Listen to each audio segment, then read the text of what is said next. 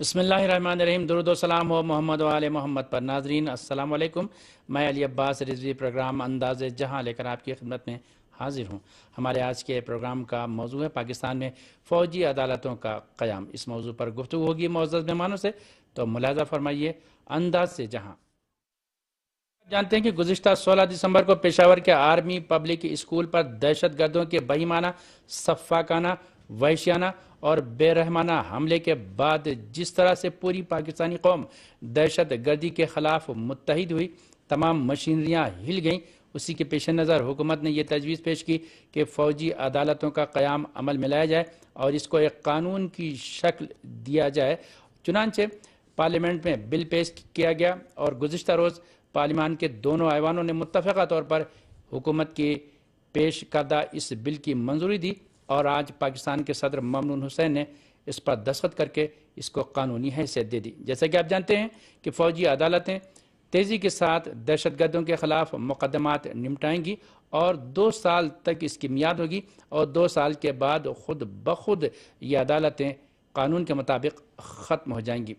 اس دوران بعض سیاسی اور مذہبی جماعتوں نے ووٹنگ میں حصہ نہیں لیا۔ ان کے کچھ خدشات تھے، کچھ تحفظات تھے۔ جماعت اسلامی اور جمعیت علماء اسلام فے نے کیوں ووٹنگ میں حصہ نہیں لیا؟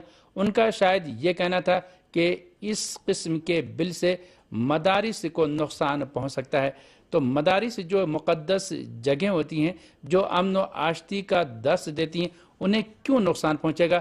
تو معلوم یہ ہوتا ہے کہ شاید بعض مدارس ایسے ہیں، جیسا کہ پاکستان میں بہت سے ذرائع کا کہنا ہے کہ جہاں پر شدت پسندی کو اور انتہا پسندی کو رواج دیا جاتا ہے، تو ایسے میں اگر تمام مدرسوں کو ایک جیسا قرار دیا جائے تو بھی صحیح نہیں ہے اور تمام مدرسوں کو برا کہا جائے تو بھی صحیح نہیں ہے۔ ضرورت اس بات کی ہے کہ مدرسوں کی خود تفکیک کی جائے اور جن مدارس میں امن، آشتی اور صحیح اسلامی تعلیمات کا درس دیا جاتا ہے ان کو تقدس اور احترام حاصل ہے اور ان کو تقدس اور احترام کی نگاہ سے دیکھا بھی جانا چاہیے۔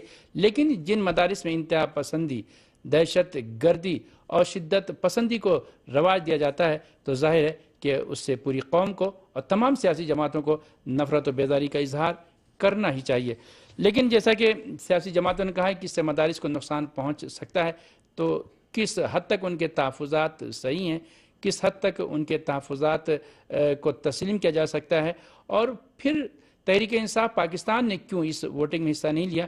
یہ بھی وہ سوال ہے جس کا ہم آج جواب تلاش کرنے کی کوشش کریں گے اپنے آج کے اس پروگرام میں، مگر ہمارے ساتھیوں نے اس سلسلے میں ایک رپورٹ ترتیب دی ہے، پہلے اسے دیکھتے ہیں، پھر آپ کی خدمت میں اور اپنے ساتھیوں کی خدمت میں حاضر ہوتے ہیں۔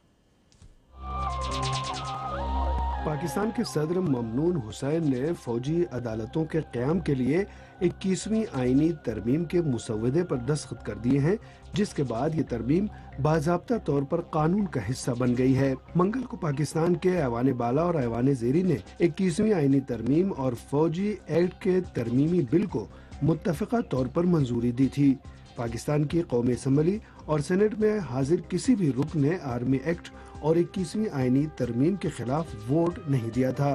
پاکستان تحریک انصاف، جماعت اسلامی اور جمعیت علماء اسلام فے نے آئینی ترامیم کی منظوری کے موقع پر کارروائی کا بائیکاٹ کیا تھا۔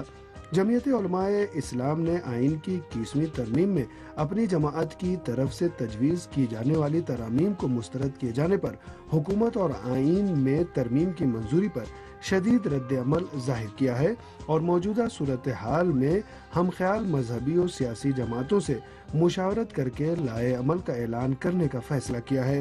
مولانا فضل الرحمان نے کہا ہے کہ ہم ملک کی دینی قوتوں اور مذہبی جماعتوں کے ساتھ مل کر اس بین الاقوامی ایجنڈے کو کسی صورت آگے نہیں بڑھنے دیں گے۔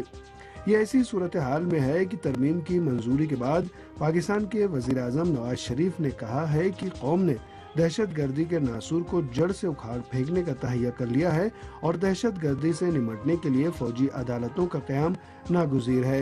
انہوں نے کہا کہ غیر معمولی حالات میں غیر معمولی اقدامات ضروری ہو جاتے ہیں۔ پاکستان کے وزیر اعظم نے کہا کہ آئینی ترمیم کا سہرا پارلیمنٹ کے سر ہے اور دہشت گردوں کے خلاف قانون کا استعمال پوری قوت سے کیا جائے گا۔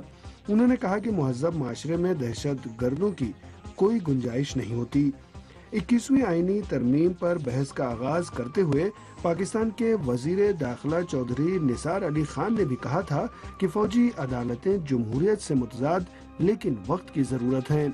16 दिसंबर सन 2014 को पेशावर में आर्मी पब्लिक स्कूल पर दहशत गर्दों के हमले के बाद दहशत गर्दों को फौरी तौर पर सजा के लिए फौजी अदालतों के क़याम का मौजू उठाया गया था। दरअसल 21वीं आईनी तरमीम और फौजी अदालतों के क़याम को सुप्रीम कोर्ट में चैलेंज कर दिया गया है। पाकिस्तानी ज़राए के मुताबिक दरख्वास्त में मौक़िफ़ अख्तियार किया गया है कि आइन में की गई तरमीम बुनियादी ढांचे के मुनाफी है।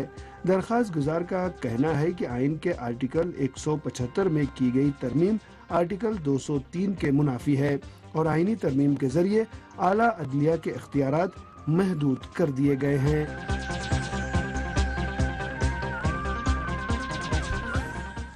ये नाज़रीन, चलते हैं सीधे इस्लामाबाद, जहाँ पर मौजूद है पाकिस्तान के सीनियर तर्जनिगार जनाब उमर रियाज अब्बासी साहब। अस्सलाम वालेकुम जनाब।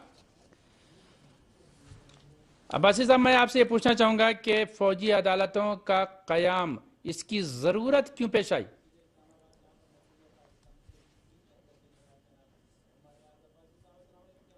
वालेकुम अस्सलाम। जी शुक्रिया।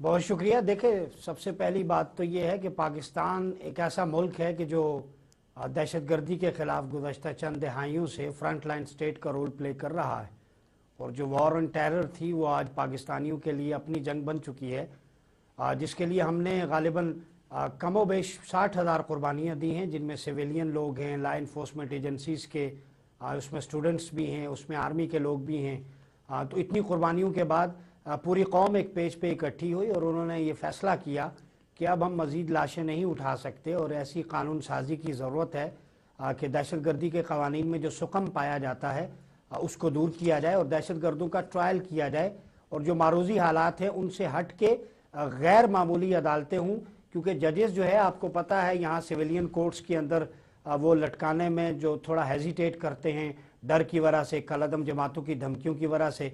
तो ज़रूरत पेश आई कि ऐसा ट्रायल किया जाए, मिलिट्री ट्रायल, कोई फ़ौजी अदालत ही कर सकती है बिला खौफ व ख़तर, ताकि ये मुल्क जो है अंदरूनी और बैरूनी ख़तरात से महफूज हो। इस सिलसिले में 21वीं आइनी तरमीम की जो है वो तजवीज़ पेश की गई और पार्लियामेंट के अंदर उसे पूरी जो है वो अक्सरियत से मंजूर किया गया, कोई वोट उसके खिलाफ नहीं आया। मैं इतना अर्ज़ करूँ कि पाकिस्तान जो है वो 18 करोड़ अफराद का मुल्क है, सिर्फ जमात इस्लामी या JUI का नाम पूरा पाकिस्तान नहीं है। ये ज़रूर इनको इजहार राय की आज़ादी है, लेकिन जैसे आपने अपने इंट्रो में बड़ी खूबसूरत बात की, 90% मदारिस पाकिस्तान में अमन की, मोहब्बत की, रवादारी की तालीम देते हैं, लेकिन 10% मदारिस ऐसे हैं जिनकी फंडिंग सऊदी अरेबिया से होती है, जिनकी फंडिंग बहरीन से होती है, जिनकी फंडिंग कतर से होती है, जिनकी फंडिंग अबू धाबी से और दुबई से होती है। तो हम क्यों हेजिटेट करते हैं? फजल रहमान साहब और जमात इस्लामी और दीगर लोग जिन्हें उम्रे भी करवाए जाते हैं, हज भी करवाए जाते हैं, आलीशान मसाजिद और मदारिस भी बनाए जाते हैं, सिलेबस भी वहाँ से आता है, कुफ्र और शिर्क के फतवे पर मबनी किताबें और लिटरेचर भी वहाँ से आता है। ये पूरी कौम को पता है और अब मीडिया ने अवेयरनेस दे दी है, तो लिहाजा उन्हें पता है चोर की दारी में टिनका। अब वही शोर मचाएगा जिसे पता है कि मेरे मदरसे के अंदर फ़िरका वाराना लिटरेचर मौजूद है, उसे पता है कि मैं जुमे के अंदर शिया को काफिर और बलेरवी को मुशरिक कहता हूँ, तो उसे तो घबराना है, इसलिए कि उसका ट्रायल होगा और उसे पूरी कौम को बताना होगा कि ये मुनाफरत पर मबनी तुम्हें किसने अथोराइज किया फतवे की मशीन, कि तुमने दाखिल और खारिज का रजिस्टर समझ रखा है कि जिसे इस्लाम में दाखिल कर दो, जिसे चाहे खारिज कर दो। अब वो वक्त गुजर गया, जनरल ज़िया-उल-हक का दौर चला गया। अब ये दौर है 21वीं सदी और पाकिस्तान का हर नौजवान मीडिया के थ्रू अवेयर है और इस दफा रबीउल अव्वल में, मुहर्रम में अल्हम्दुलिल्लाह एक बाहमी हमांगी का, यकजहती का मुजाहरा हुआ। मैं आपको ताज़ा तरीन मिसाल देता हूँ। 12 रबीउल अव्वल को इस्लामाबाद के जुलूस में मैं खुद शामिल था और अहले सुन्नत की तरफ से हमारा जुलूस आया, तो इमाम बारगाह इस्ना अशरी जो G62 इस्लामाबाद के अंदर है, पार्लियामेंट से चंद फासले पर, वहाँ पर हमारे शिया भाइयों ने हमारे लिए स्टॉल लगाया, सबीलें लगाईं और वहाँ पे इस्तकबालिया लगा हुआ था और ये इमाम बारगाह लाल मस्जिद से चंद कदमों के फासले पर है और हमने वहाँ पे ये नारा लगाया और सब लोगों ने लगाया कि सुन्नी शिया भाई भाई इकट्ठे वहाँ पे आका अलैहिस्सलातो सलाम के मिलाद का जश्न मना रहे थे। اسی طرح محرم کے اندر جو اہل سنت ہیں وہ ہمارے شیعہ بھائیوں کے ساتھ امام علی مقام کی جو شہادت ہے اس کو خراج عقیدت پیش کرنے کے لیے اکٹھے ہوتے ہیں. تو جب سے سعودی فنڈنگ آئی ہے اس کے بعد یہ سارے معاملات ہوئے ہیں. تو اب میرے خیال میں قانون سازی ہوگی, لوگ لٹکنا شروع ہو گئے. تو کچھ لوگوں کو میرے خیال میں پرابلم ہو رہی ہے. وہی منور حسن صاحب جو کل کہتے تھے کہ دہشت گرد شہید ہیں اور پاک فوج کے جوان شہید نہیں ہیں. تو ایسے حالات میں ڈاکٹر طاہر القادری جیسا اسکالر جس نے 600 صفحات پہ فتویٰ بھی دیا پورے پاکستان اور دنیا کے اندر, بڑی اس کو پذیرائی ملی, جس میں خارجیوں کی علامتیں بیان کی گئی کہ ہم کلاب و ہم النار, یہ جہنمی کتے ہیں, یہ مسلمانوں کو قتل کریں گے, مشرکین سے دوستی کریں گے. تو یہ اب ایکسپوز ہو چکے ہیں. اور اب لال مسجد کا خطیب مولوی عبدالعزیز جو پچھلے دنوں میرے ساتھ ایک پروگرام میں ٹی وی ٹاک شو میں تھا, وہ یہ ثابت نہیں کر سکا کہ پاکستان کا آئین جو ہے وہ غیر شرعی ہے. وہ اسے غیر شرعی کہتا تھا جو آئین ختم نبوت کو پروٹیکٹ کرتا ہے. تو جب میں نے ان کے سامنے یہ حدیث پڑھی کہ خارجی جہنمی کتے ہیں اور ان کو مارنے والا سب سے بڑا شہید ہے, تو جاوید چودھری ایکسپریس نیوز کے اینکر کو اپنا پروگرام 2 گھنٹے کی بجائے 1 گھنٹے کا کرنا پڑا. ایکسپریس چینل آپارا لال مسجد سے چند قدموں کے فاصلے پر ہے. مجھے دھمکیاں ملی, لیکن آج الحمدللہ میں آپ کے سامنے بیٹھا ہوں. وہ کہتے ہیں نا مارنے والے سے بچانے والا زیادہ بڑا ہے. تو ان تکفیریوں اور خارجیوں سے ڈر کر اب قوم نہیں بیٹھے گی. ہم نہیں بولیں گے تو کون بولے گا؟ کل ہمارے گھروں میں یہ لاشیں آئیں گی, ہمارے بچے مر رہے ہیں, ہماری قوم مر رہی ہے. اس لیے نیشنل کانسنسس ہے, 1-2 لوگوں کو اگر تحفظات ہیں, ریزرویشنز ہیں, وہ قوم کو بتائیں. اگر ان کے مدارس کے اندر ایسا لٹریچر نہیں ہے, وہاں بارود نہیں ہے, وہاں درود و سلام ہے, امن کی تعلیمات ہیں, تو ٹھیک ہے, وہ اس قومی دھارے میں آئیں. پوری قوم ایک طرف ہے اور آپ ایک چھوٹا سا ٹولہ لے کر پریشرائز کر رہے ہیں, ایسا نہیں چلے گا. اب پوری قوم کو شعور آ چکا ہے. بہت شکریہ. میں پھر حاضر ہوں گا آپ کی خدمت میں. چلتے ہیں کراچی جہاں پر موجود ہیں پاکستان کے ایک اور تجزیہ نگار خرم ذکی صاحب. السلام علیکم جناب. خرم ذکی صاحب, میں آپ سے پوچھنا چاہوں گا کہ ابھی جناب عمر ریاض عباسی صاحب نے اپنی گفتگو میں کہا کہ اب جو یہ قانون بنا ہے فوجی عدالتوں کے قیام کا, اس سے دہشت گردی سے متعلق جو پہلے قوانین تھے اور جس میں کسی حد تک خامیاں پائی جاتی تھیں وہ اب دور ہو جائیں گی اور فوجی عدالتیں اپنی پوری قوت کے ساتھ ظاہر ہے کہ اس پر عمل درآمد کریں گی. میں پوچھنا چاہوں گا کہ آیا خامی قانون میں تھی یا عزم, ہمت اور حوصلے کی کمی تھی؟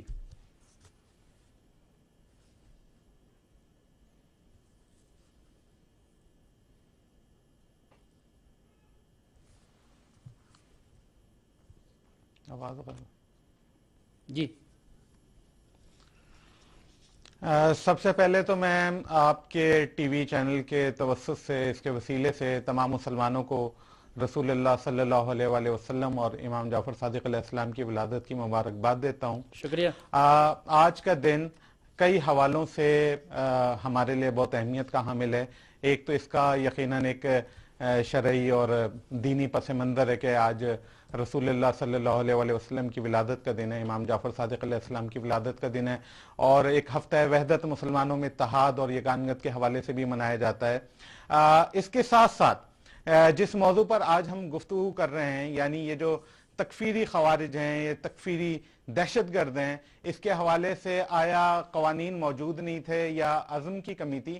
بات واضح ہے. دیکھیں جی, قوانین موجود تھے, دہشت گردوں کو سزائیں دی جا چکی تھی, پھانسی کی سزائیں ہو چکی تھیں, اور پچھلی سابقہ حکومت نے بدقسمتی سے بین الاقوامی دباؤ کے تحت, اندرونی دباؤ کے تحت ان دہشت گردوں کو پھانسی کی سزاؤں پر عمل درآمد کو مؤخر کر دیا تھا, اس کو معطل کر دیا تھا, اور یہ وجہ بنی کہ پاکستان میں دہشت گردی کا سلسلہ یعنی ایک نہ ختم ہونے والا سلسلہ شروع ہوا. بات یہ ہے کہ 9 دہشت گردوں کو ابھی تک پھانسی دی جا چکی ہے, جن میں جی ایچ کیو پر حملہ کرنے والا مجرم دہشت گرد عثمان, ڈاکٹر عقیل عرف عثمان, اور اس کے ساتھ ساتھ دیگر کئی لوگ ہیں. کل کچھ دہشت گردوں کو آج صبح پھانسی دی گئی, اور پھر کل اکرم لاہوری کو پھانسی دی جا رہی ہے جو کہ ایرانی کیڈٹس پر حملے میں ملوث تھا, صادق گنجی شہید کے قتل میں ملوث تھا, مومن پورہ لاہور میں 23 افراد کے قتل عام میں ملوث تھا, اور اس طرح سے بے شمار دہشت گردی کے واقعات میں ملوث تھا. بات یہ تھی کہ اگر ان دہشت گردوں کو بر وقت سزائیں دی جاتی, ان تکفیری خوارج کو سزاؤں پر عمل درآمد ہوتا, تو یہ سلسلہ یہاں تک نہیں پہنچتا. لیکن انفارچونیٹلی موجودہ حکومت, سابقہ حکومت, یہ اس مسئلے کو اتنی سنجیدگی سے نہیں لے رہے تھے. موجودہ حکومت تو ان وے ان کی اتحادی تھی ان تکفیری خوارج کی. پنجاب کی حد تک اگر میں بات کروں تو کھلے عام انہوں نے سپورٹ کی ہے, اور سابقہ حکومت بھی بین الاقوامی دباؤ کے تحت اور اپنی مقامی مجبوریوں کے تحت اس دہشت گرد گروہ کے خلاف کوئی مؤثر اقدامات نہیں اٹھا رہی تھی. یہ پاکستان کی مسلح افواج کا فیصلہ ہے. میں کھل کر کہوں گا موجودہ حکومت یقیناً ایک دباؤ کے تحت جب آرمی پبلک اسکول پر اس تکفیری دہشت گروہ نے بہیمانہ حملہ کیا, اس کے بعد مجبور ہوئی جب بے تحاشا عوام کی طرف سے دباؤ بڑھا اور مسلح افواج کی طرف سے بھی دباؤ بڑھا کہ اب اس ناسور کا خاتمہ ضروری ہے,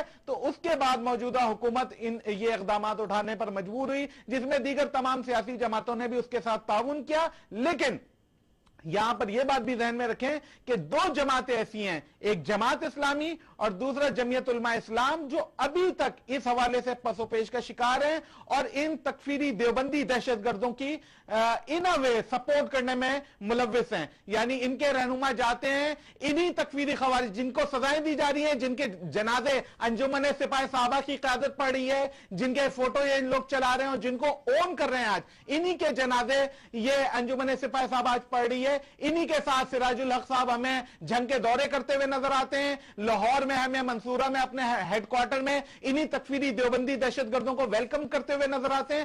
بات یہ ہے کہ جمعیت علماء اسلام اور جماعت اسلامی ان دونوں کے کندھوں پر سب سے زیادہ ذمہ داری عائد ہوتی ہے کہ پاکستان کی بڑی مین اسٹریم جماعت ہونے کے باوجود وہ ان مٹھی بھر دہشت گردوں کی پشت پناہی نہ کریں اور ان کو سائیڈ لائن کریں اور کسی بھی قسم کے مسلکی اور فرقہ وارانہ تعصب میں نہ پڑیں.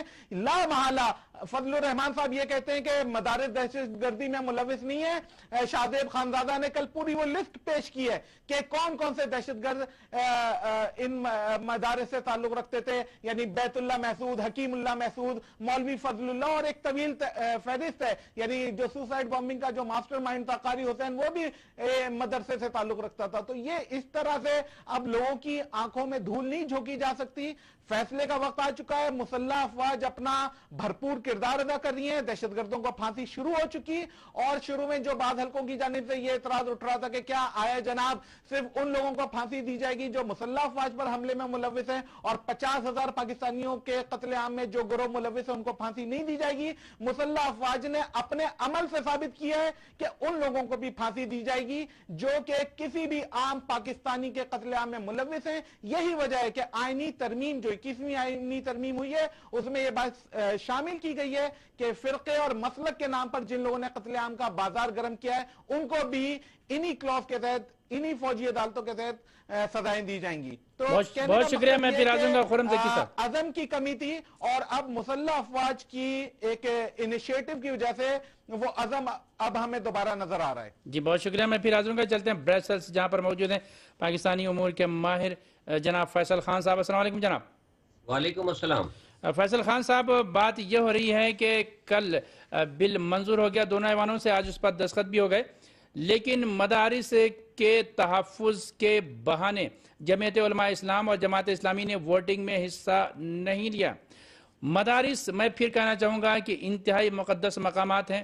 مدارس انسانیت کا درس دیتے ہیں, اخلاقیات کا درس دیتے ہیں, اسلامی تعلیمات جو اصل اسلامی تعلیمات ہیں ان کا درس دیتے ہیں. اور میں کھل کے کہوں کہ اگر مدارس نہ ہوتے تو آج عالم اسلام میں انسانیت اور انسانی اقدار کا شائبہ بھی نہ ہوتا. تو ظاہر ہے کہ مدارس نے جتنی خدمت کی ہے اتنی خدمت کسی بھی مکتب نے نہیں کی ہے یا کسی بھی ادارے نے نہیں کی ہے.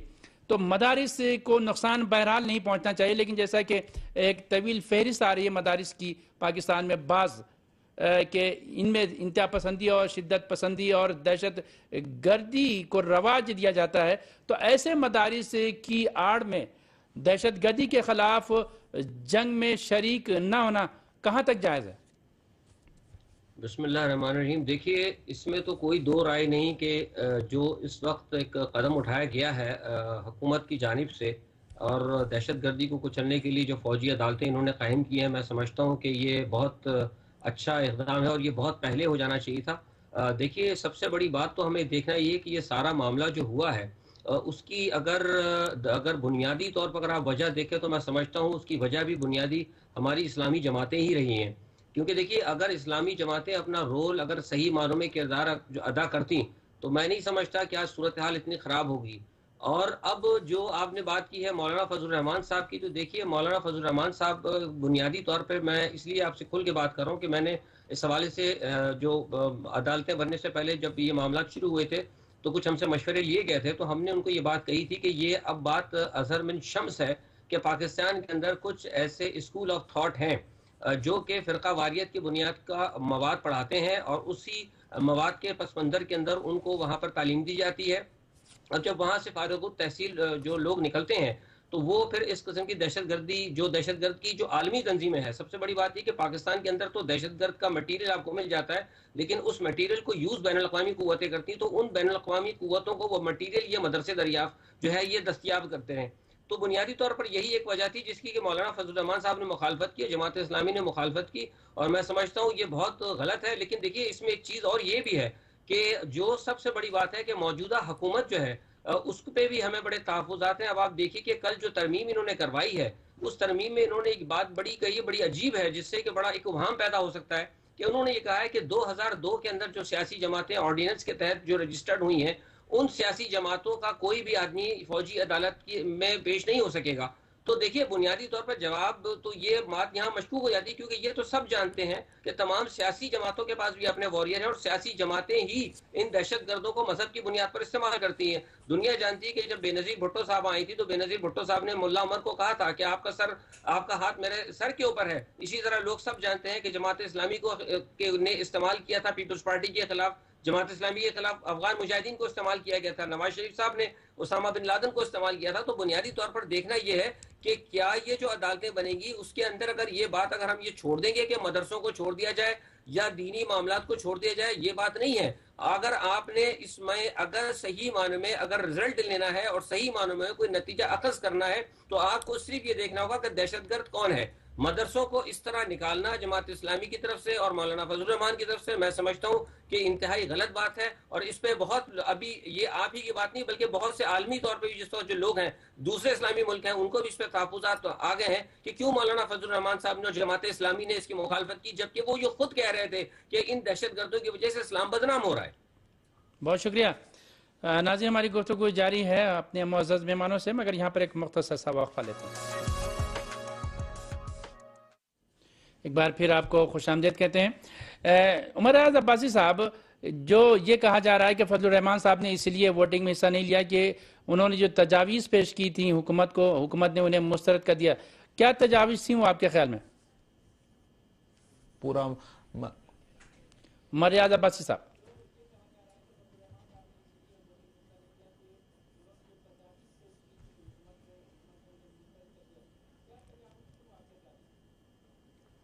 دیکھیں ہمارے ذرائع کے مطابق 17 نومبر کو اسلام آباد میں ایک میٹنگ ہوئی تھی اور اس میٹنگ کے اندر پہلی مرتبہ کافی عرصے کے بعد مولانا فضل الرحمان جو ہے وہ کالعدم جو جماعت تھی سپاہی صحابہ جس نے نام بدلا اب ملت اسلامیہ رکھا اور پھر اہل سنت والجماعت، لیکن کام ان کا وہی تھا تکفیریت اور دہشت پھیلانا اور لوگوں کے خلاف کفر کے فتوے. اور ان کا ایک ملیٹنٹ گروہ ہے جو لشکر جھنگوی کے نام سے آپریٹ کرتا ہے پاکستان میں، جو ہزارہ برادری کی کلنگز میں ملوث رہا. اور وہ لشکر جھنگوی کا امیر ملک اسحاق جو سری لنکن ٹیم پر حملے میں ملوث پایا گیا اور آج عدالت نے کہا کہ 10 جنوری کو طلب کریں، لیکن پولیس جو ہے وہ کہتی ہے سیکیورٹی وجوہات کی بنا پر طلب نہیں کریں گے. یہ لوگ 17 نومبر کو اسلام آباد میں اکٹھے ہوئے، مولانا فضل الرحمان بھی تھے اور ان کی جو وفاق المدارس ہے جو ایک تنظیم ہے جو مدارس کا نصاب ترتیب دیتی ہے امور چلاتی ہے، وہ سارے اس میں اکٹھے تھے. تو مولانا فضل الرحمان کی مجھے جو ایک مجبوری سمجھ آتی ہے وہ ان پہ خودکش حملے 1-2 ہوئے تھے اور وہ انہی تکفیریوں نے کیے تھے کہ آپ جب کہتے ہیں دہشت نہ پھیلاؤ، دہشت گردی کی بات نہ کرو تو آپ ہم سے الگ ہو رہے ہیں. تو مولانا فضل الرحمان پہ بڑا دباؤ تھا، انہوں نے اپنی جان کو محفوظ کرنے کے لیے دوبارہ سپاہی صحابہ کا ساتھ لیا اور وہاں پہ یقین دہانیاں کروائی احمد لدھیانوی صاحب کو کہ ہم اکٹھے ہیں اور اس ترمیم کے حوالے سے کوئی بھی کارروائی اگر لشکر جھنگوی یا اہل سنت والجماعت یا مدارس کے حوالے سے ہوتی ہے تو میں اس کے خلاف جو ہے وہ بات کروں گا. تو یہی ریزرویشن تھی مولانا فضل الرحمان کی کہ دیوبندی مدارس جو وفاق المدارس کے تحت ہیں ان کے اندر کچھ ایسے مشکوک جو لوگ پائے جاتے ہیں ان کو نہ چڑھا جائے، سلیبس کو نہ چڑھا جائے، ہماری فنڈنگ جو ہے اس حوالے سے ہمیں جو ہے وہ نہ پوچھا جائے، اس کا جو اکاؤنٹیبلٹی ہے وہ ساری چیزیں آزاد رکھی جائیں اور ہمارے کسی بھی شخص کے خلاف کوئی کارروائی نہ ہو. تو ظاہر ہے جب یہ باتیں ماننے والی تو نہیں ہے. اگر ایک شخص ایک مدرسے سے پکڑا جاتا ہے, جیسے لال مسجد کے اندر دیکھیں مولانا عبدالعزیز اور ام احسان نے ابو بکر البغدادی داعش کا سربراہ اس کی بیعت کی ہوئی ہے, پھر جامعہ افسا کی بچیوں کی ویڈیو پوری قوم نے دیکھ لی ہے اور انہوں نے کہا ہم فدائی حملے کریں گے. اور ابھی ایک پاکستانی چینل کا میں پچھلے دنوں دیکھ رہا تھا جامعہ افسا کی طالبات سے انٹرویو کرتے ہوئے, تو انہوں نے کہا ہاں ہم خلافت اسلامیہ کے قیام کے لیے ابو بکر البغدادی کو ویلکم کریں گی, وہ ہمارے امیر المومنین ہیں اور اس کے لیے ہمیں فدائی حملے یا خودکش حملے تک جانا پڑا تو ہم جائیں گی. اور یہ وہ لال مسجد ہے جو اسلام آباد پارلیمنٹ ہاؤس سے چند قدموں کے فاصلے پر ہے. تو میں پوری قوم کے سامنے ایک سوال رکھنا چاہتا ہوں, عالم اسلام کے اتنے بڑے دانشور حضرات سن رہے ہیں کہ مسجد اللہ کا گھر ہے اور سب سے پرامن جگہ ہوتی ہے. نبی پاک صلی اللہ علیہ وسلم نے عدالت بھی مسجد کے اندر لگائی, مسجد کے اندر کوئی بھی شخص آ جاتا وہ امان میں آ جاتا. یہ کون سی مساجد ہیں جہاں پہ بارود جمع کیا جاتا ہے؟ یہ کون سی مساجد ہیں جہاں پہ خود کچھ جیکٹیں جو ہیں وہ تیار کی جاتی ہیں, جہاں پہ تکفیریت کا درس ہوتا ہے, جہاں پہ جمعے کے خطبات کے اندر پاک آرمی کے خلاف نعرے لگائے جاتے ہیں؟ اور یہی عبدالعزیز صاحب جو کہتے رہے پچھلے جمعے میں لوگوں کو کہ آپ پاک فوج کے لوگوں کا جنازہ نہ پڑھائیں, دہشت گردوں کا پڑھیں, اس لیے کہ وہ پاک فوج معاذ اللہ وہ شہید نہیں ہے.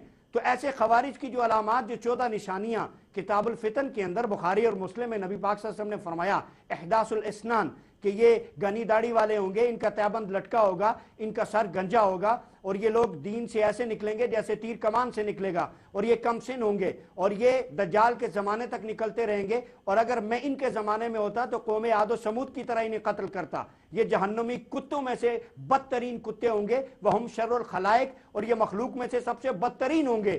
یہ قوم کو کیوں نہیں ایجوکیٹ کیا جاتا؟ ڈاکٹر طاہر القادری صاحب کا جو فتویٰ ہے میں سمجھتا ہوں اس وقت ضرورت ہے پیس اسٹڈی کے لیے, پوری قوم کی آنکھیں کھولنے کے لیے میڈیا کے سامنے, کہ اپنے گھروں میں, اپنے محلوں میں, اپنی مساجد میں ان بدنما چہروں کو پہچانو جو اسلام کا لبادہ اوڑھ کر تمہارے لوگوں کے سروں کے ساتھ فٹ بال کھیلتے ہیں, تمہارے بچوں کے, معصوم بچوں کے چہروں پر گولیاں مارتے ہیں. یہ اسلام نہیں ہے, یہ تو انسانیت بھی نہیں ہے, یہ وحشت ہے, یہ بھیڑیا نما انسان ہے, انہیں ایکسپوز کرنا ہوگا. اور مولانا فضل الرحمان اور جماعت اسلامی کی پالیسی کی بقا اسی میں ہے کہ قوم کے ساتھ کھڑے ہوں. آج اگر وہ نہ کھڑے ہوئے تو میرے پروگرام کی وساطت سے لکھ لیں کہ وہ بھی اسی فہرست میں آئیں گے, اور دہشت گردوں کے سمپیتھائزرز جتنے بھی ہیں, پوری قوم کی ڈیمانڈ آج ہے. ہم گلی محلوں میں جاتے لوگ کہتے ہیں جو ان کا ہمدرد ہے, جو ان کو فنڈنگ کرتا ہے, جو ان کا سمپیتھائزر ہے, جو ان کو لاجسٹک سپورٹ دیتا ہے, ان سب کو بھی انصاف کے کٹہرے ملائیں. تو پھر ایسا نہ ہو کہ ایک دن مولانا کو بھی عدالت کا رخ کرنا پڑے جیسے عبدالعزیز صاحب کے وارنٹ نکلے ہوئے ہیں.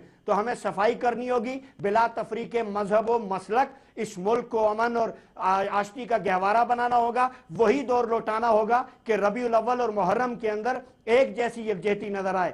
میں افسوس کے ساتھ کہوں گا کہ یہاں پر صرف یا رسول اللہ اور لبیک یا حسین کہنے والوں کو مارا جا رہا ہے جناب پاکستان کے اندر, اور یہ سعودی عربیہ کروا رہا ہے. 80% فنڈنگ اور دہشت گردی اسی وجہ سے ہو رہی ہے, آل سعود کی وجہ سے. تو نواز شریف صاحب کو, شہزادوں کو یہ بھی پیغام دینا چاہیے کہ انف از انف, ہمارا اپنا ملک ہے, اپنی ٹیریٹری ہے, خدارا ہم اتنے آپ کے مقروض نہیں ہیں, یا اتنا احسان آپ کا ہمارے اوپر نہیں ہے. پاکستان ایک خود مختار ملک ہے, آپ جو ہے یہ فنڈنگ بند کریں, اور یہ جتنا بھی جو آپ لاجسٹکس دے رہے ہیں دیوبند مدارس کو, اس پر پابندی لگائی جائے, تب جا کے دہشت گردی ختم ہوگی. بہت شکریہ.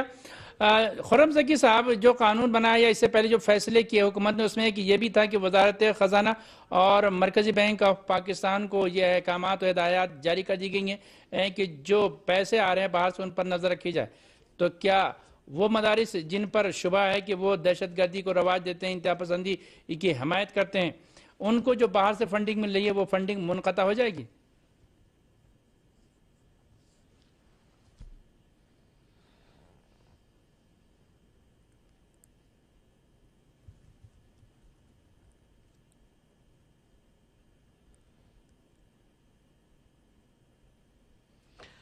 دیکھیں جی, اس سوال کا جواب دینے سے پہلے میں ایک چیز ایڈ کرنا چاہوں گا. عمر عباسی صاحب نے بہت اچھی بات کی کہ مولانا فضل الرحمان جو بذات خود ایک معتدل آدمی ہے, لیکن پچھلے گزشتہ دنوں مسلسل ان کے اوپر حملے ہوئے, خودکش حملے ہوئے اسی تکفیری دیوبندی دہشت گرد گروپ کی طرف سے, اور جس کی وجہ سے لا محالہ ان کو مجبور ہو کے ان کے ساتھ بیٹھنا پڑا. میں عرض کروں گا کہ جہاں اسی دہشت گرد گروپ نے, انہی خارجیوں نے شیعہ مسلمانوں کا قتل عام کیا, جہاں ہمارے بریلوی سنی مسلمانوں کا قتل عام کیا, وہاں انہوں نے ساتھ ساتھ معتدل مزاج دیوبندی علماء کا بھی قتل عام کیا ہے. میں آپ کے سامنے مثال پیش کروں گا مولانا حسن جان کی, جن کو پشاور میں اسی تکفیری ٹولے نے ایک حملے میں جاں بحق کیا, شہید کیا تھا. تو بات یہ ہے, اور پھر یہ جب انہوں نے اسکول پر حملہ کیا تو اسی دہشت گرد ٹولے نے کسی بچے کا مسلک نہیں پوچھا, مذہب نہیں پوچھا. یہ ہر پاکستانی کے دشمن ہے, یہ ہر مسلمان کے دشمن ہے. یس, یہ بات صحیح ہے کہ اس دہشت گرد ٹولے کو بعض دیوبندی مدارس کی پشت پناہی حاصل ہے, بعض تکفیری دیوبندی علماء کی پشت پناہی حاصل ہے, سو کالڈ علماء جو کہ پورے پاکستان میں سعودی ایما پر, یہ بات بالکل صحیح ہے عمر عباسی صاحب کی, سعودی ایما پر پورے پاکستان میں دہشت گردی کو رواج دے رہے ہیں. بعض عرب ریاستیں ان کو کھل کر مدد کر رہی ہیں. بات یہ کہ اسٹیٹ بینک آف پاکستان کو یہ ہدایت تو بہت پہلے جاری کر دی گئی, لیکن اس حوالے سے کوئی عملی اقدام ابھی تک سامنے نہیں آ رہا ہے, اور مجھے نہیں لگتا کہ نیئر فیوچر میں ہم کوئی اس حوالے سے کوئی بڑی پابندی دیکھ سکیں گے. البتہ شاید مانیٹرنگ سخت کر دی جائے, کیونکہ یہ چیزیں حکومت کے ڈومین میں. بدقسمتی سے حکومت کا ایک سیگمنٹ, خاص طور پہ جیسے ہم دیکھ چکے ہیں رانا ثناء اللہ, رانا مشہود, ایک پورا ایک سیگمنٹ ہے نواز شریف صاحب کے ساتھ جو ان تکفیری دیوبندیوں کے ساتھ اتحاد میں ہے, ان کے ساتھ الائنس میں. اور پھر دوسری جانب جماعت اسلامی جو اپنا ایک, ہم سمجھ رہے تھے کہ سراج الحق صاحب کے آنے کے بعد سے اپنا رول چینج کرے گی, جو منور حسن صاحب کے زمانے میں اس کی پالیسی سامنے آئی, وہ کھل کر دہشت گردوں کی حمایت کر رہی تھی. یہاں تک کہ جو اجتماع عام ہوا وہاں پہ منور حسن نے طالبان کو, دہشت گردوں کو کھلے عام پاکستان میں قتل عام کی دعوت دی قتال کے نام پہ. قتال کس کے خلاف کروانا چاہتے ہیں؟ عوام کے خلاف, مسلح افواج کے خلاف, یا ان تکفیری دیوبندی دہشت گردوں کے خلاف؟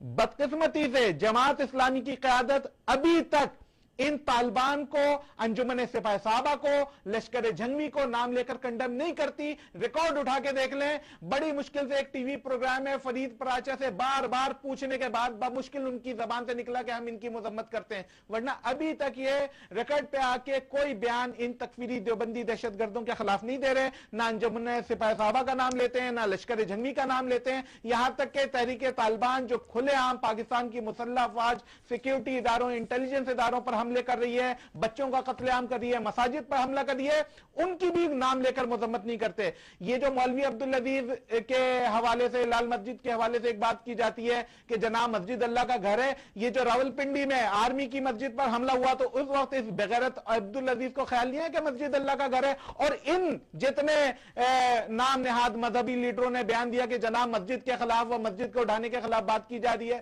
مسجد کو اٹھانے کے حوالے سے بات کی جا رہی ہے. جب آرمی کی مسجد پر حملہ ہوا وہاں بچوں کا قتل عام کیا گیا, نمازیوں کو قتل عام کیا گیا, جمرود میں مسجد پر حملہ کیا گیا طالبان کی طرف سے. اس وقت ان نام نہاد مذہبی علماء میں سے کسی بھی شخص نے مسجد پر حملے کی مذمت نہیں کی. لیکن جب ان کی مساجد جو کہ اصل میں فساد کے اڈے ہیں, اور وہ بعض مدارس, یہ بات صحیح ہے جیسے کہ پچھلے گیسٹ نے کہا کہ تمام مدارس کی بات نہیں ہو رہی, ان 10% مدارس کی بات ہو رہی ہے, دیوبندی مدارس کی, جن کا اعتراف خود چودھری نثار صاحب نے پارلیمنٹ میں کیا کہ 10% مدارس دہشت گردی میں ملوث ہیں. تو 30,000 مدارس کا اگر 10% نکالے جائے تو 3,000 مدارس بنتے ہیں. تو ان مدارس کے خلاف اور ایسی مساجد کے خلاف جہاں کھلے عام فرقہ وارانہ باتیں کی جا رہی ہیں, ایک مسلک کو کافر قرار دیا جا رہا ہے, دوسرے مسلک کو مشرک قرار دیا جا رہا ہے, اگر جب تک ان مدارس اور مساجد کے خلاف کاروائی نہیں ہوتی, ان کے پیش نمازوں کو, ابھی ہم نے لاہور میں دیکھا کیا ہوا, ان لوگوں نے ایک بچے کے ساتھ کس طرح سے زیادتی کی. جب تک ان مساجد اور مدارس کے خلاف کاروائی نہیں ہوتی, پاکستان میں امن قائم نہیں ہو سکتا. ان کی نرسریز کو گراؤنڈ روٹ لیول سے بہت شکریہ آپ کا, بہت شکریہ, کرنا پڑے گا ہمیں. بہت شکریہ. فیصل خان صاحب, آپ دیکھیں کہ جماعت اسلامیہ, جمعیت علماء اسلام نے ووٹنگ میں حصہ نہیں لیا, لیکن پاکستان تحریک انصاف نے بھی ووٹنگ میں حصہ نہیں لیا. ان کا یہ کہنا تھا کہ ہم نے تو پہلے سے ہی 14 اگست کے بعد سے ہی جو ہے پارلیمنٹ کا بائیکاٹ کر رکھا تھا. تو جس طریقے سے دہشت گردی کا جو سانحہ ہوا پشاور میں, اس کے بعد تحریک انصاف نے اسلام آباد میں دھرنا ختم کر دیا اور کل جماعتی کانفرنس میں وہ وزیر اعظم نواز شریف کے ساتھ بغل میں بیٹھے. تو کیا دہشت گردی کے خلاف جنگ میں جانے کے لیے وہ اپنے ممبران کو قومی اسمبلی میں نہیں بھیج سکتے تھے؟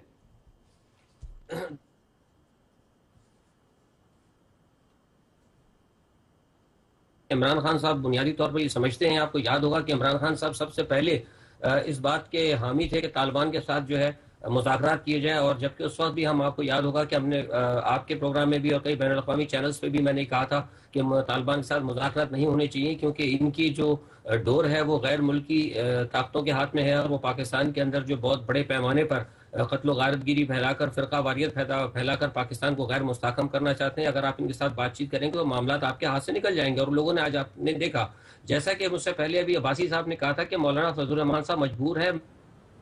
فضل الرحمان صاحب مجبور نہیں ہیں, اصل میں مجبور عمران خان صاحب ہیں کیونکہ عمران خان کے نہایت قریبی ذرائع نے جو بہت ہی مرکز کے رہنما ہیں انہوں نے ایک دو دفعہ مجھ سے اس بات میں مشورہ کیا تھا کہ وہ اس وقت کے پی کے کی حکومت ان کے پاس ہے اور کے پی کے سب سے زیادہ اس وقت طالبان کے نرغے میں ہے. تو وہ یہ چاہتے تھے کہ جب ان کے ایک اہم شخصیت نے مجھ سے پوچھا, ایک دینی علماء کے حوالے سے مجھ سے مشورہ کرنا چاہا, میں نام نہیں لینا چاہتا مناسب نہیں ہوگا, تو انہوں نے کہا کہ ہماری اب سمجھ میں نہیں آ رہا کہ عمران خان صاحب کو ہم کیا مشورہ دیں. اگر ہم کھل کر طالبان کے خلاف جاتے ہیں تو ہماری حکومت ویسے ہی اس وقت بہت خطرے کے اندر ہے, ہمیں حکومت سے بھی مخالفت میں ہے. اور نواز شریف دنیا جانتی ہے, جیسے مجھ سے پہلے بھی لوگوں نے کہا کہ نواز شریف صاحب تو سب سے بڑی جو ان کی حکومت ہے یہ طالبان کی حامی رہی, یہ تو فوج کا نے اسٹیپ لیا, ورنہ تو نواز شریف صاحب کبھی یہ نہ کرتے. تو میں نے ان کو یہ کہا, میں نے کہا بھائی ٹھیک ہے آپ یہ کریں کہ آپ ووٹنگ کے اندر حصہ نہ لیں, لیکن اس طرح بھی نہ لیں کہ لوگ آپ کو یہ سمجھ لیں کہ آپ طالبان کے حامی ہیں. تو مسئلہ سارا اصل میں یہ ہے کہ عمران خان صاحب حقیقت میں مجبور ہیں, لیکن مولانا فضل الرحمان صاحب مجبور نہیں ہے. میں آپ سے پہلے بھی کہہ رہا ہوں اور بار بار کہہ رہا ہوں کہ دیکھیے مولانا فضل الرحمان صاحب اور جماعت اسلامی, اس میں کوئی دو رائے نہیں, میں کئی سالوں سے کہہ رہا ہوں کہ یہ لوگ تکفیریت کے حامی رہے ہیں. اور یہ آج جو منور حسن صاحب کی بات کی جا رہی ہے, اور فیصل خان صاحب کیا حکومت کو بچانا ہی سب سے بڑی مجبوری ہے؟ جی ہاں, یہ لوگ سمجھ لیں کہ حکومت کو بچانا ہی نہیں چاہتے ہیں کیونکہ حکومت, موجودہ حکومت جو ہے وہ اس وقت تکفیریت کے ساتھی ہے. ان کو پتا ہے, جماعت اسلامی کو اور جمعیت علماء جو فضل الرحمان گروپ ہے ان کو پتا ہے کہ اگر حکومت بچی رہے گی تو ہمارے معاملات بچے رہیں گے. اسی لیے یہ معاملہ جو چل رہا ہے. اور نواز شریف صاحب جو ہے, میں جیسے پہلے بھی آپ کو میں نے کہا کہ نواز شریف صاحب اس وقت سب سے بڑے حامی رہے ہیں. میں نے پہلے بھی آپ کو بتایا کہ نواز شریف صاحب کے اسامہ بن لادن کے ساتھ جو تعلقات تھے دنیا کو پتا ہے. میں نے CNN کے اوپر انٹرویو دیا تھا, امریکن انٹیلیجنس ایجنسی نے اس کی انکوائری کی تھی میرے اسٹیٹمنٹ کی. میں نے پروف دیا تھا کہ قاضی حسین احمد صاحب نے اور کیا کہا کہ نواز شریف کے ساتھ جو ہے ان کے رابطے کرائے تھے. تو یہ تو دیکھیے, میں جیسے مجھ سے پہلے صاحب نے کہا کہ جب تک ہم دہشت گردی کو دہشت گردی نہیں سمجھیں گے, ہم جب تک بنیادی طور پر یہ فیصلہ نہیں کریں گے کہ ایک دہشت گرد کو ہم نے دہشت گرد کہنا ہے, چاہے وہ کسی مدرسے سے تعلق رکھتے ہو, چاہے وہ کسی سیاسی پارٹی سے تعلق رکھتا ہو, جب تک اگر آپ اس طرح نہیں کریں گے تو یہ نہیں ہوگا. بہت شکریہ آپ کا. عمر ریاض عباسی صاحب, اب قانون بن چکا ہے فوجی عدالتوں کا قیام, اور قیام سے پہلے ہی 9 افراد کو پھانسی پر یا 9 مجرموں کو, دہشت گردوں کو لٹکایا جا چکا ہے. تو اب اس قانون کے تعلق سے پاکستان میں اور آپ جیسے لوگوں کے ذہنوں میں, دلوں میں کیسی توقعات ہیں؟ یہ کتنی قوت اور کتنی شد و مت کے ساتھ اس پر عمل ہوگا؟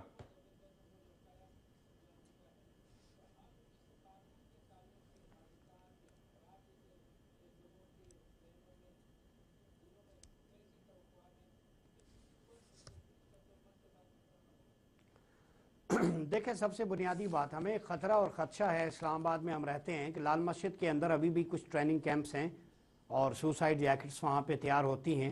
اور پچھلے دنوں ایک خبر آئی تھی, مجھے ایک ذرائع نے بتایا تھا, چونکہ ہمارے بھی دائرہ معاشرے میں تعلقات ہیں, لوگوں سے روابط ہیں, اور انہوں نے ڈیپتھ میں جا کے بتایا تھا شمالی وزیرستان کے اندر آپریشن کے دوران 2 ایسی کمین گاہیں پاک فوج نے ٹریس آؤٹ کی جہاں پہ خودکش جیکٹیں, اسلحہ اور ساری ٹریننگ اور لٹریچر وہ لال مسجد سے جو ہے اس کا تعلق ثابت ہوا تھا.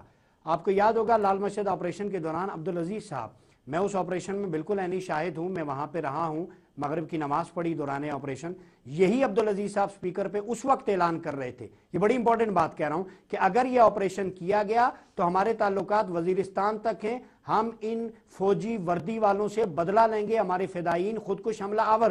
آپ کتنے سال گزر گئے یہ بات کہتے ہوئے, تو آج چودھری نثار علی خان صاحب کیوں جھجکتے ہیں؟ یہ جملے یاد کریں نا. جو شخص آج ٹی وی پہ آ کے آئین پاکستان کو غیر شرعی کہتا ہے, جو فوجیوں کو شہید نہیں مانتا, جو یہ کہتا ہے کہ ہم ٹھیک ہے فدائین خودکش حملہ آور تیار کریں گے, ہمارے جو ہے مطلب کی شریعت یہاں ہونی چاہیے, تو اس کا مطلب ہے میرے جیسے شخص کو تو پاکستان چھوڑ دینا چاہیے, یا پھر جو ہے وہ ڈر کی وجہ سے جو ہے وہ کسی کونے کھردرے میں چھپ جانا چاہیے, یا راہ عظیمت اختیار کر کے جیسے ہم کلمہ حق کہہ رہے ہیں اس معاشرے میں زندہ رہنا چاہیے. تو افواج پاکستان کو, انٹیلیجنس اداروں کو سوچنا ہوگا کہ جب تک لال مسجد جیسی جگہ پہ ایسے انتہا پسند عناصر رہیں گے جو بچیوں اور بچوں کو برین واش کرتے ہیں, اس وقت تک ٹیررزم ختم نہیں ہوگا. تفریق ختم کریں, چاہے جماعت اسلامی ہو, JUI ہو, چاہے وہ نام بدل کے اہل سنت والجماعت ہو. یہاں نام بدلا جاتا ہے, کام نہیں بدلتا. बदला, सिपाही सहाबा का नाम बदला है, काम वही है, फतवा वही है, सिर्फ यही है कि जो है वो पुरानी शराब नई बोतल में डाल के बेचना शुरू कर दी। इससे ज्यादा मैं कुछ नहीं कहूंगा।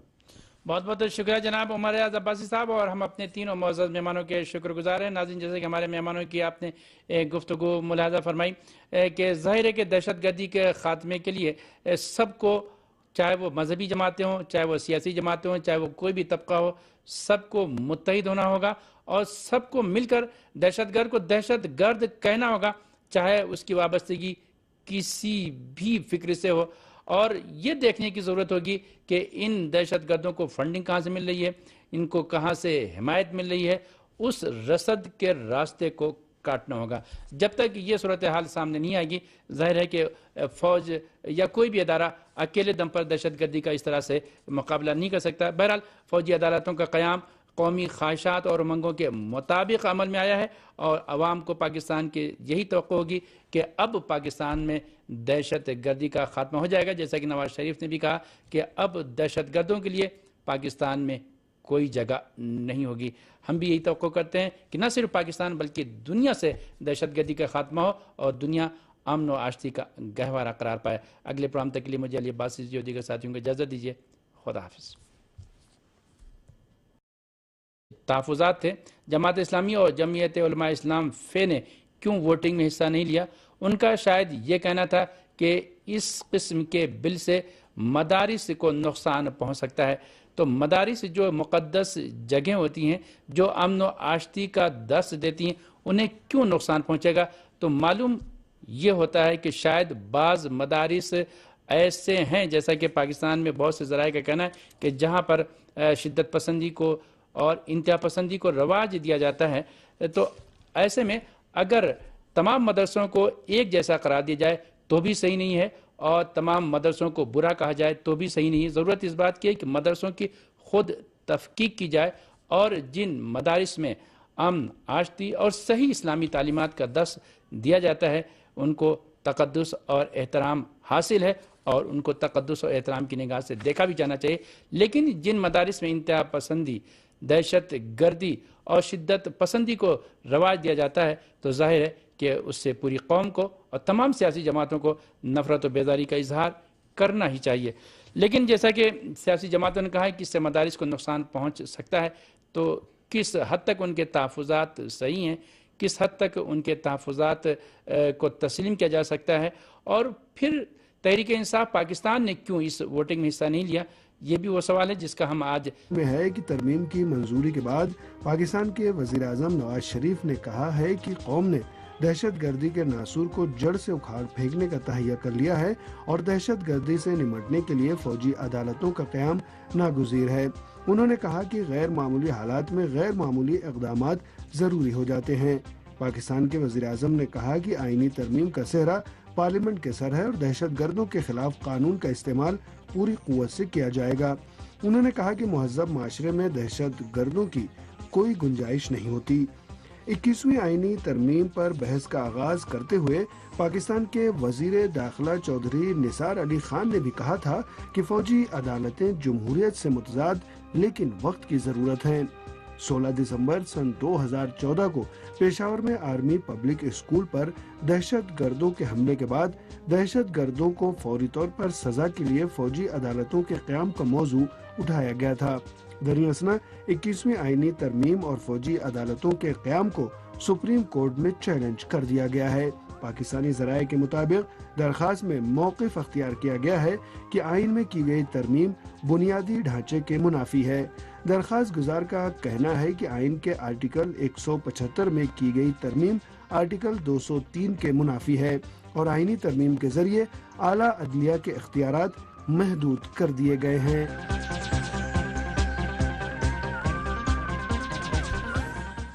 ये नाज़रीन, चलते हैं सीधे इस्लामाबाद, जहाँ पर मौजूद है पाकिस्तान के सीनियर तर्जनिगार जनाब उमर रियाज अब्बासी साहब। अस्सलाम वालेकुम जनाब। अब्बासी साहब, मैं आपसे ये पूछना चाहूँगा कि फ़ौजी अदालतों का क़याम, इसकी ज़रूरत क्यों पेश आई?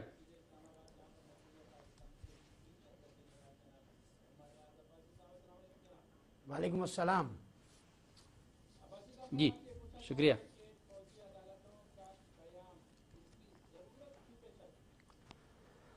बहुत शुक्रिया। देखिए, सबसे पहली बात तो ये है कि पाकिस्तान एक ऐसा मुल्क है कि जो दहशतगर्दी के ख़िलाफ़ गुज़श्ता चंद दहाइयों से फ्रंट लाइन स्टेट का रोल प्ले कर रहा है, और जो वॉर ऑन टेरर थी वो आज पाकिस्तानियों के लिए अपनी जंग बन चुकी है, जिसके लिए हमने गालिबन कमोबेश 60,000 कुर्बानियाँ दी हैं, जिनमें सिविलियन लोग हैं, लॉ इन्फोर्समेंट एजेंसीज़ के, उसमें स्टूडेंट्स भी हैं, उसमें आर्मी के लोग भी हैं। तो इतनी कुर्बानियों के बाद पूरी कौम एक पेज पे इकट्ठी हुई और उन्होंने ये फ़ैसला किया कि अब हम मज़ीद लाशें नहीं उठा सकते और ऐसी कानून साजी की ज़रूरत है कि दहशतगर्दी के क़वानीन में जो सुकम पाया जाता है उसको दूर किया जाए और दहशतगर्दों का ट्रायल किया जाए, और जो मारूजी हालात हैं उनसे हट के गैर मामूली अदालतें हों, क्योंकि जजेस जो है आपको पता है यहाँ सिविलियन कोर्ट्स के अंदर